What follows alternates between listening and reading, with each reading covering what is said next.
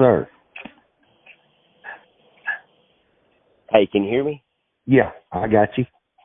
Okay, so I want to make sure we do a little introduction here. This is Clyde Hood, and he's I guess the founder or the manager or both of those of the Southeastern Arkansas Catfishing Trail. But now this weekend you get two or three more tournaments coming up, but you got one this weekend. It's a little bit off the books.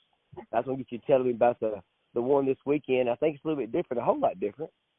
What you talked about a little bit ago, and then we can talk about some other tournaments you have going on the next couple of weeks. But this one is pretty big in Camden, right?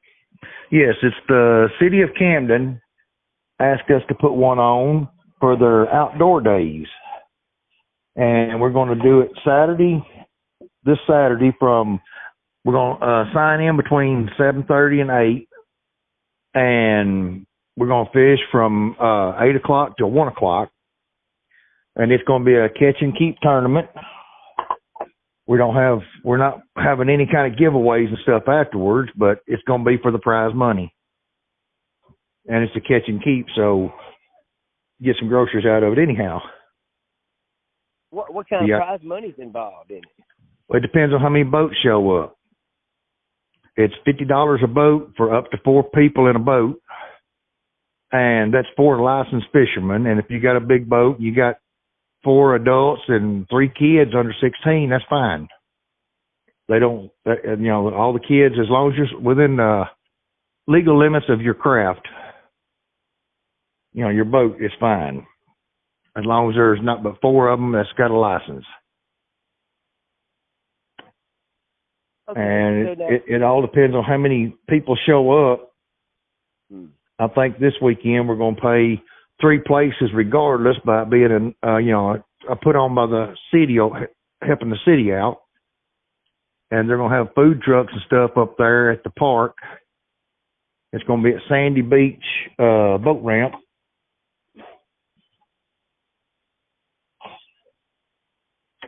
And I hope we have a good turnout. Well, it sounds fun. And like I said, the people are keeping it. And now let me ask you a little bit, clarify the people in the boat thing for me. Let's just say that I've got a licensed fisher, a husband and a wife and 3 kids. Will that work in there, or you got to have 4? No, that will be fine. You can have one person over 16 in the boat and 10 kids if your boat's rated for it. I got you. It's the licensed fisherman. That's how we do the cutoff. I mean, anybody 16 and over has got to have a license, so they'll count as a fisherman. Yeah. But anybody under that don't count as such. We don't have a limit on them. That makes sense. But anybody that gets in on the big fish pot or the trash fish pot has got to put their money in, because that is a overall thing, and anybody can catch a trash fish or a big fish. You never can tell who's going to get that. Sandy Park down there, that there is on the Ouachita River. So it's right there at the Ouachita. So that's the Ouachita River. How far does it go up and down the river there? You can go as far up and down as you want to run. As long as you can fish any part of it, as long as you can get to it by boat from the ramp where we're launching at. I was talking to a fisherman the other day, or his dad, and he was fishing up in northern New York State, and his fishing hole he wanted to go to was like 70 miles from the boat launch.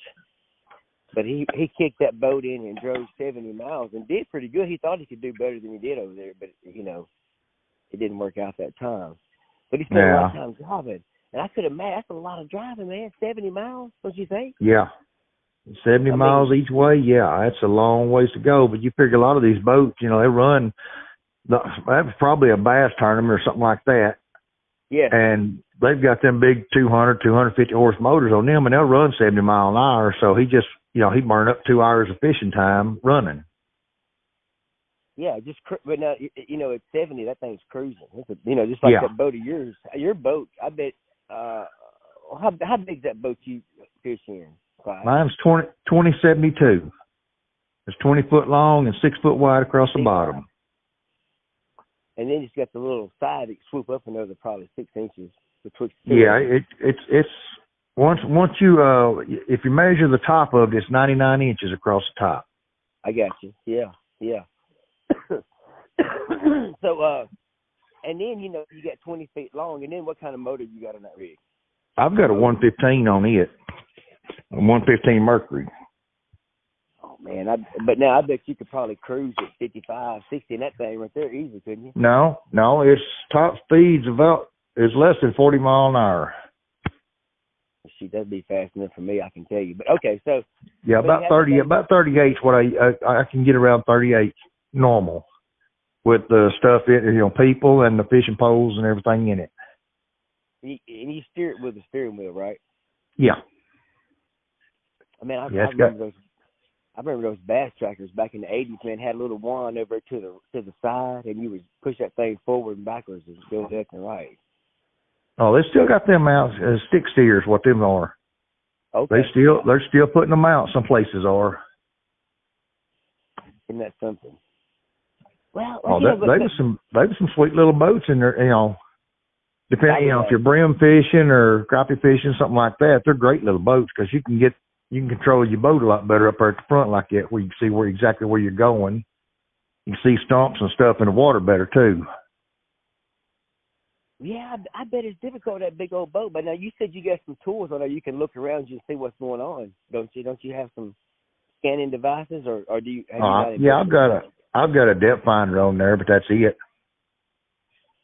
But now it ain't nothing fancy like a lot of them run, but now it tells me the water depth and the temperature.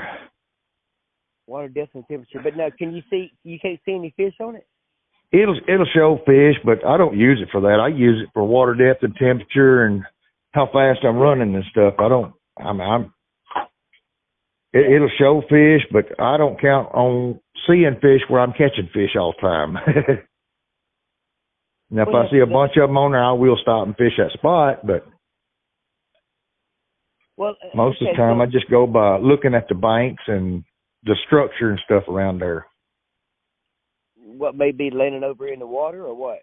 What are you looking for? Well, what's laying in the water, or logs on the bottom, anything like a dip, a hole in the bottom, just a small hole or something or other, that'll draw fish.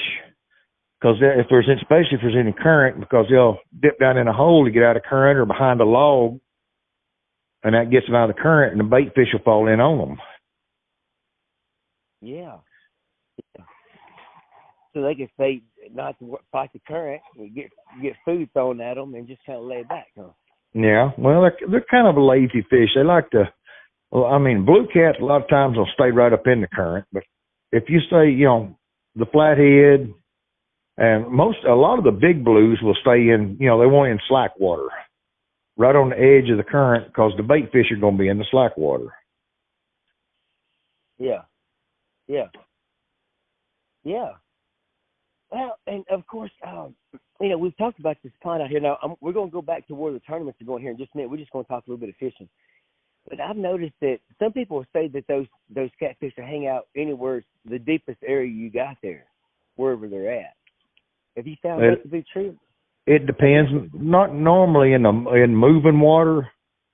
Now, in a lake, a lot of times you'll get what's called a thermocline, and you'll have to suspend fish across it, because if they're below, they're not much going to be below the thermocline, and which usually, like on Lake Chico over there, the thermocline's usually about 16, 17 foot in the summertime. And like I went over there the other day, and the water temperature over there was 95 degrees. So I know there's a thermocline in it, and we found all of our fish in about 16, 17 foot of water. But now if it goes way down there, it's probably so they hang out at the thermocline, or they go down further? Just above the thermocline is usually where the fish will be, because that's where the oxygen is in the water. Below the thermocline, there's not much oxygen. Oh, okay. Yeah, that makes sense. Yeah, I didn't know if it had to do with temperature. No, well, the temperature is just because, when it gets warmer, it builds up a thermocline in still water.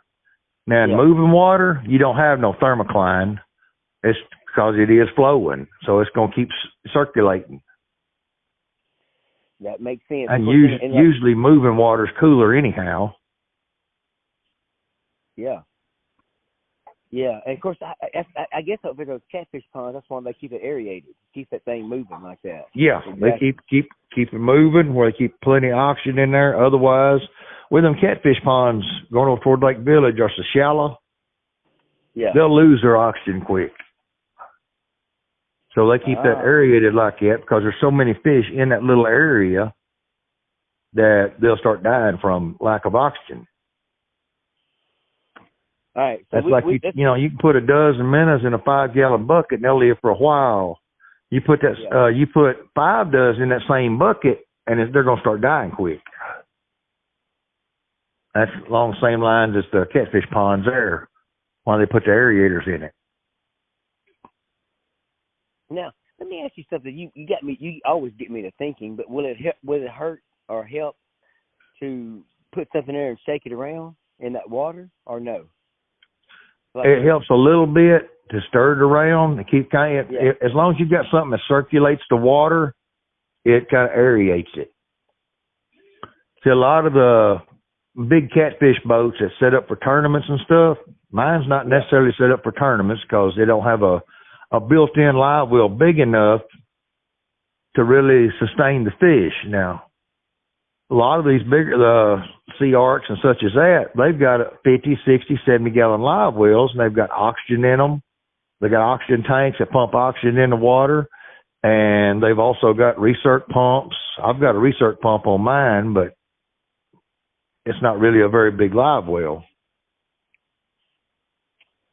Well, and that helps. I'm just trying to figure out 50 or 60 gallons times 8 pounds.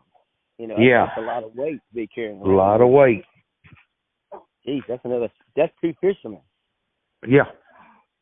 Okay. All right. So speaking of fishermen, we got that thing this weekend. Now, is this thing? It sounds like it's almost aimed at non-fisher people. It's not like So I say differences earlier. It doesn't really sound like it's like your tournament type people. These are just people that having a good time, but maybe some of them are. Well, we're hoping to get more people involved in it by doing it that way. Yeah. Because a lot of people, if they, one of our sponsors on our tournament, our regular trail, does not fish our tournaments because it's catch and release. He wants to keep them so he don't fish the tournaments. Yeah. So, but they have sponsored us ever since we started the tournament. They was our first sponsor, really, when we first started the tournament up. Well, don't feel bad about talking about them. Who is it? It's Murph's Bait and Tackle. It started out as Murphy's Roofing, but they changed over and he's put it under Murph's Bait and Tackle up here, the little store up here in West Crossett. Yeah. Boy, they got some good stuff going on there. I tell you right now, that guy is definitely a construction guy because he did a great job. He and his team or his whoever there. That thing looks good, man. He's got a heck of a crew working for him. And he done a lot of it himself. Well, they've got a house up between Hamburg and Fordyce up there. Hamburg and Fountain Hill that he built from the ground up. Oh, yeah, I bet. And he's put some money into that place, getting it straightened up. Yeah, but they do a good job. Everybody that talks about that crew right there, when they pull up, it's they get out there and I heard him describe the other day. It's like I said he's one of those guys that he cuts it right. He doesn't caulk it. He cuts it as right as he can. Some of them will caulk it. Yeah, he does it right. If he does it, he does it right the first time. And he's a firm believer in this measure twice, cut once. Yes, sir. And he could tell. You could tell that. And he apparently likes fishing because he's invested in you guys, and with you, and he's got a large set of equipment there. I know he has some of the best ice that you're going to buy in town. Yeah. But also some of the best food you'll get in town. And a lot of bait and tackle there, too. So, yeah, he's still working on getting his tackle and stuff in there, different stuff, and he's trying to gear it toward a little bit of everything for the, the catfishing, the bass fishermen, brim fishing. He tries to keep a full line of bait. He had brim in there for a while. I don't know if he still got them or not. And he had some shad for catfishing, and he had a little bit of everything in there for a little while. Like I say, I know he's still got worms, night crawlers, crickets, minnows. I don't know if he's still got goldfish and brim, but I know he had them for a while. Yeah. Well, I mean, and like I said, he supported the Southeastern Arkansas Catfish Trail, which is good, and we need to support him. Okay, so let's go back to the tournament now. So you got this coming up, which I think is the 5th of August, Saturday the 5th, and then you've got you're getting close to your finale here. So let's just talk about those 4, and describe what's going on with that, the dates. Well, you got it. The 5th is like I was talking about. The 5th is going to be at over at Sandy Beach at Camden, and it's a non-sponsored tournament, and it don't count against to fish our classic. You've got to fish 2 regular season tournaments, and we're having 8 regular season tournaments, and in order to fish a classic, you've got to fish at least 2 of the regular season tournaments to qualify. And so far, we've got 23 anglers that's qualified to fish the classic.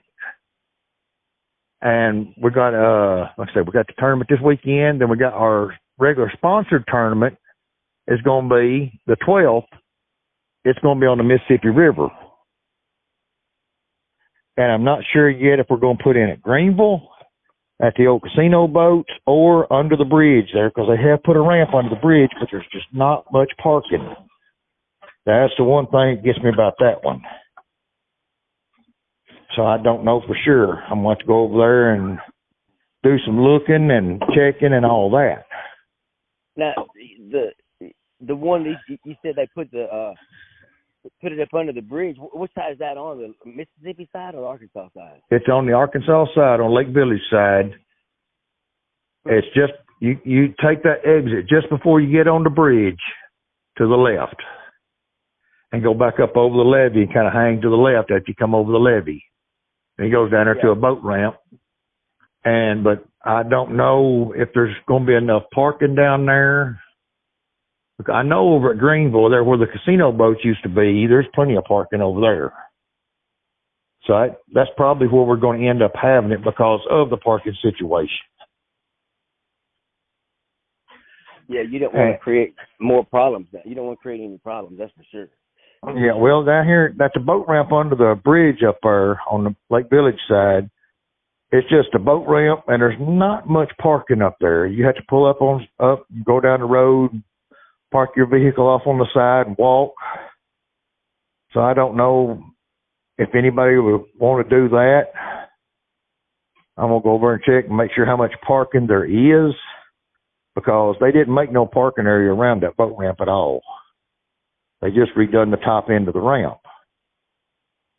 So we're probably going to end up putting in at Greenville and coming out in Lake Ferguson up there and coming up back out into the river. There's some of the guys that's voiced concerns about their boats on the river. And I told them, I said, well, you can fish all up and down Lake Ferguson. If you want to fish Lake Ferguson, you're more welcome to fish Lake Ferguson if you don't want to get out in the main river. Because you can fish Ferguson with Arkansas license because you can access the river from it. They got a reciprocal license agreement with Mississippi.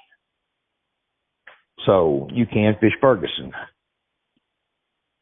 Hold on now. So they're scared that their boat is not quite rugged enough to get out into Mississippi? Is that what you're saying or not? Yeah, we've got a couple that fish out of 16-foot boat, 14, 16-foot boats.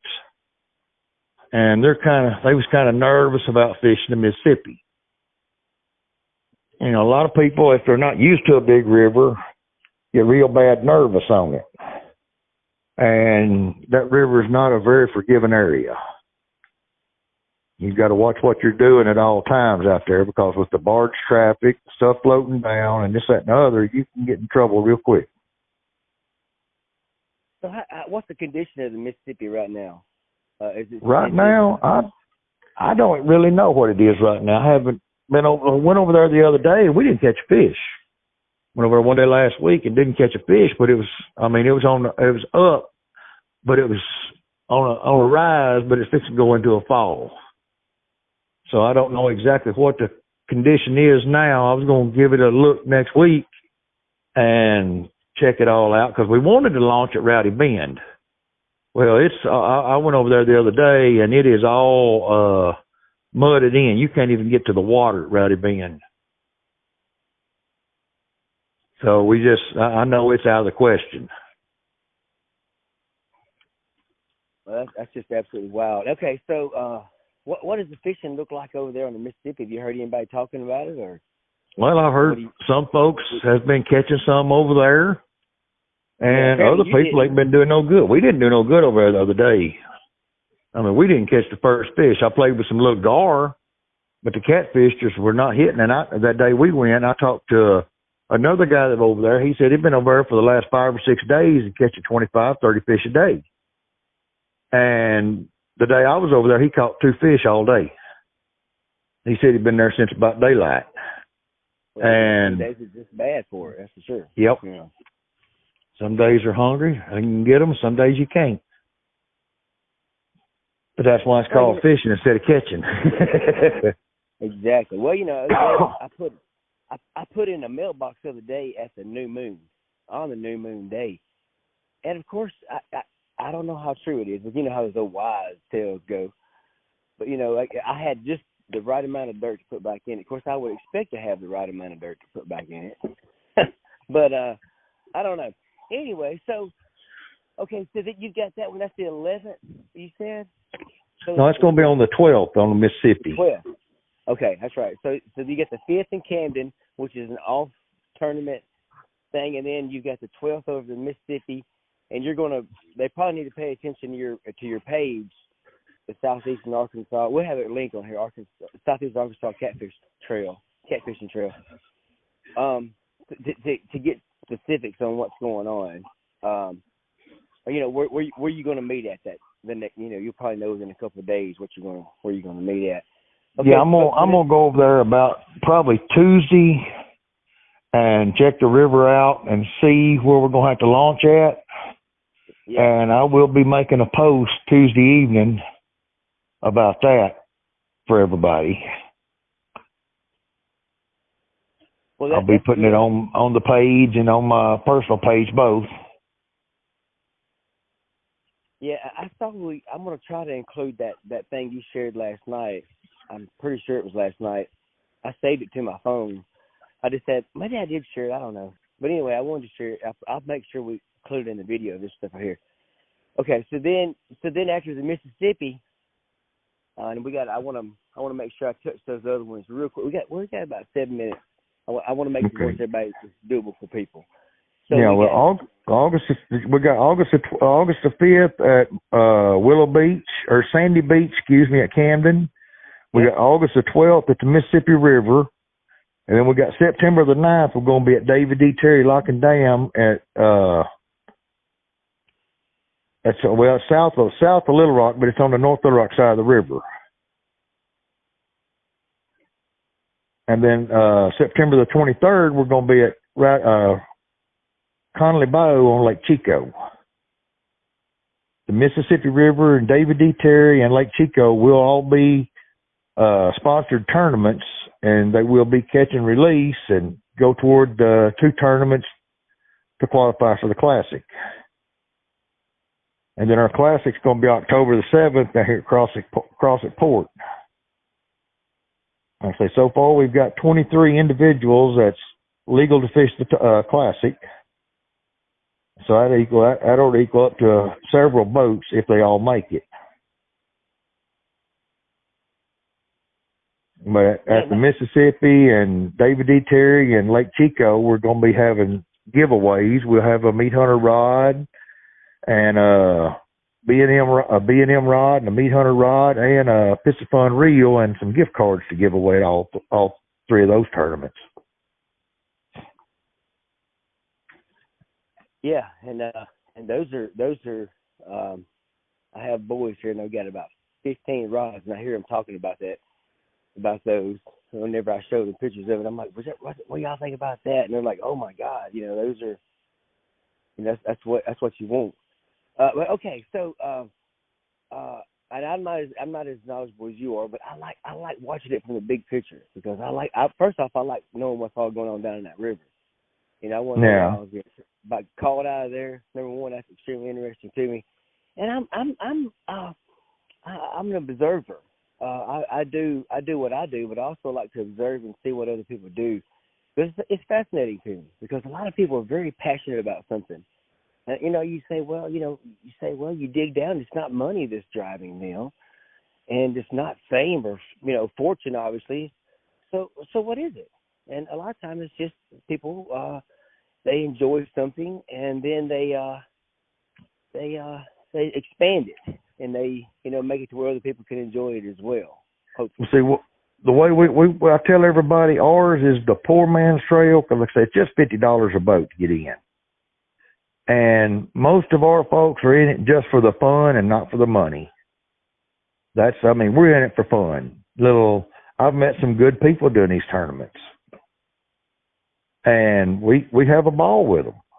We get out there, we laugh and carry on. After the tournament, we'll be up there at the weigh-in and everything.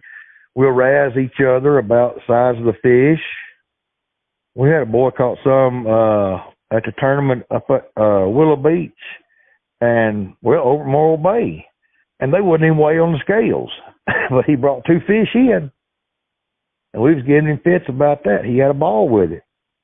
It's all in good nature, and we just have fun with it. He didn't want to show up empty-handed. I'd be like, right. Look, hey man, I got something. Y'all can say what you want to, but that's what I tell everybody, regardless of what size they are. My first 3 is going in the box. I'm weighing something in. It's fun, and it's fun for everybody and all that. But in the end, you want to weigh something in to be seen, regardless of what it is. And like I say, with our trash fish pot, you might get down there, you might catch a pound brim and win $80, $90 with a brim. Yeah. It's the trash fish is anything that's not a catfish. A drum, a gar, a carp, it don't matter. Well, brim, crappie. $50 of that, let's say they won 80, okay? $50 of that's their entrance fee, and the other 30 is their fuel. Yeah.